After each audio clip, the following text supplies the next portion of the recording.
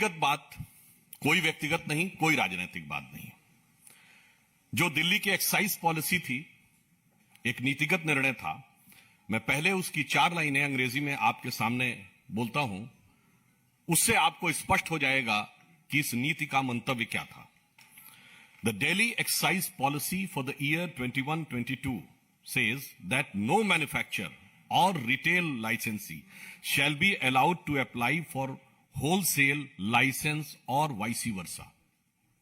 If wholesaler and manufacturers / retailers are common entities, there is a possibility of formation of syndicate leading to overcharging, brand influencing and pushing by entry into arrangement with certain brands at the cost of the exclusion of others.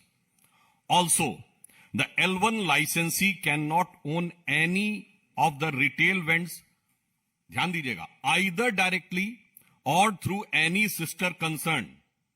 For this purpose, sister concern / related entities shall mean that the entities should not have common proprietors, common partners or directors or majority ownership, that is 51% of the proprietorship or the partnership of the company.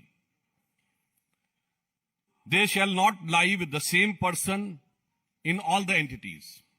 The entities shall not have holding, subsidiary, relationship or not subsidiary of the same holding company.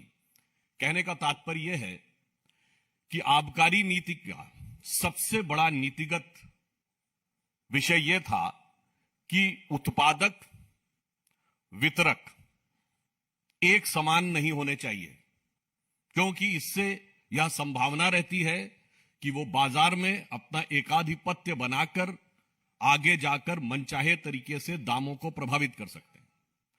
और जब यह कहा गया कि producer, retailer and distributor, यानी कि उत्पादक, वितरक अगर एक नहीं होने चाहिए तो वो कंपनियां किसी भी प्रकार से एक दूसरे से संबद्ध नहीं होनी चाहिए।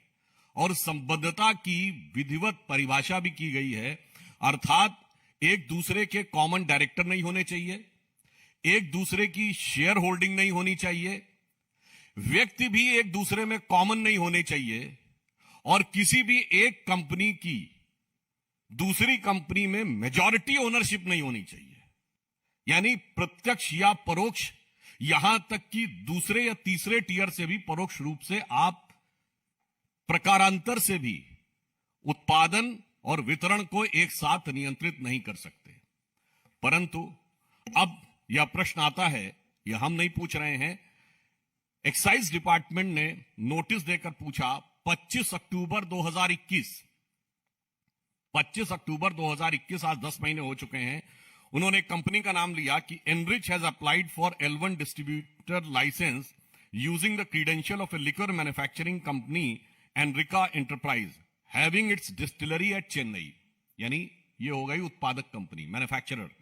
अब वो कह रहे हैं enrich is also applied for L1 distribution licence despite being related to Magunta Agro and Pixie, which have won retail zone licensing for zone number 4, 23 and 22 with a malicious intent for forming a cartel.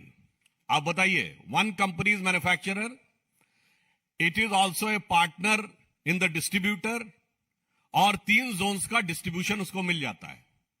अब इसमें किसी प्रकार का कोई किंतु परंतु का की संभावना नहीं रह जाती है कि जो नीति तय की गई थी पारदर्शिता को लाने के लिए, वो पूरी तरीके से प्रभावित दिखाई पड़ती है। दूसरा एक उदाहरण है, Indo spirit beverages private limited है, Indo spirit distribution private limited है, और इंडो